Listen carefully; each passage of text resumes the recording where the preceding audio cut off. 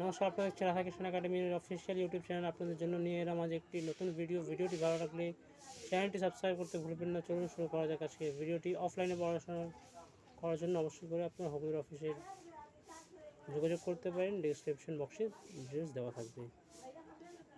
International fire fighters দিবস কবে পালন করা হয়? উত্তর হয়ে যাবে 4 মে। ইন্টারন্যাশনাল হ্যান্ড হাইজিনস ডে কবে পালন করা হয়? উত্তর হয়ে যাবে 5ই মে। ইন্টারন্যাশনাল নো ডায়েট ডে কবে পালন করা হয়? উত্তর হয়ে যাবে 6ই মে।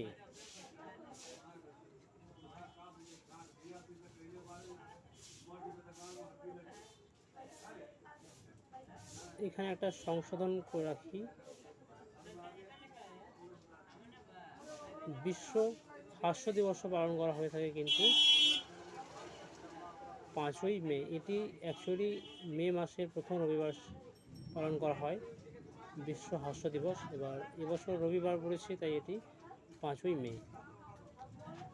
রিপোর্টার্স উইদাউট বর্ডার্সের রিপোর্ট অনুযায়ী ভারতের প্রেসের র্যাঙ্কিং কত? উত্তর হয়ে যাবে 159। ইউনিসেফ ইন্ডিয়ার ব্র্যান্ড অ্যাম্বাসাডার কাকে করা হয়েছে? উত্তর হয়ে যাবে কারিনা কাপুরকে। রেমন্ড কোম্পানির এমডি কাকে নিযুক্ত করা হয়েছে? উত্তর হয়ে যাবে গৌতম সিংঘানিয়া।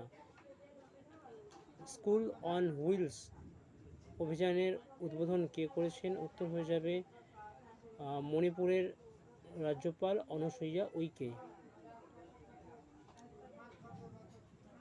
শ্রবণ লাইব্রেরির উদ্বোধন, শ্রবণ লাইব্রেরি কে লঞ্চ করেছে? উত্তর হয়ে যাবে national association for the blind, Delhi.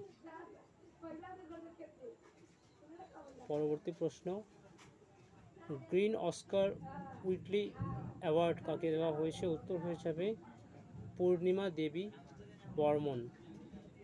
কোন খেলোয়াড়কে 5 বছরের জন্য ব্যান করেছে আইসিসি? উত্তর হয়ে যাবে ডেভন থমাস।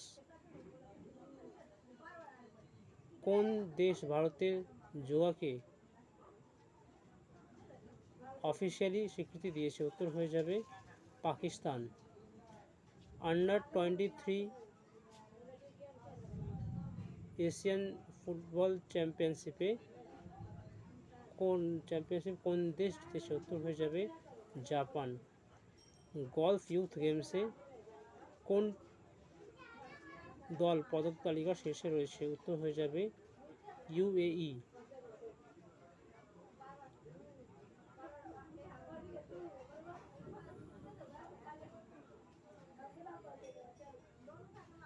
এইচডিএফসি ব্যাংকের চেয়ারম্যান কাকে করা হয়েছে? উত্তর হয়ে যাবে অতনু চক্রবর্তীকে।